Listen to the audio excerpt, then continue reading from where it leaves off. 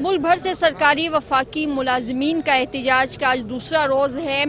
کل ڈی چوک پہ انہوں نے اپنا احتجاجی مظاہرہ کیا تھا۔ آج پریس کلب اسلام آباد کے سامنے انہوں نے اپنا پڑاؤ ڈالا ہے اور ان کا کہنا ہے کہ یہاں پہ یہ تب تک احتجاج کرتے رہیں گے جب تک ان کے مطالبات نہیں مان جاتے۔ پرامن طریقے سے اساں پنج پروٹیسٹ کر رہا ہے، لیکن اساں متوں کڑا یہ سمجھو بسائے ساتھی آسو کیس ڈاڈو افسوس ہے اساں کے ان جو کل مطالبہ وہ ہوئے ہیں، مذاکرات ہوئے ہیں، جب تک اس کا نوٹیفیکیشن نہیں ہوگا ہمارے لیڈران اور ہم اس ٹائم تک یہاں ہیں اور یہاں سے بالکل نہیں جائیں گے۔ ہم آئے ہیں، کل حکومت نے اعلان کیا تھا کہ ہم وفاقی ملازمین کے لیے کچھ مراد دیں گے، لیکن صوبائی ملازمین کے لیے ہم مراد دینے کے لیے تیار نہیں۔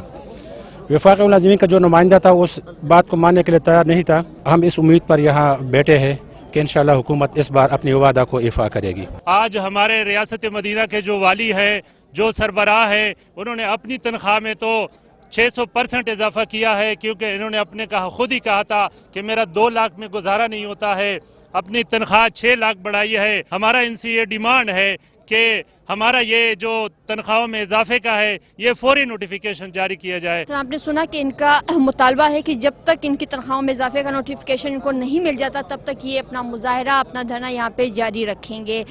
جی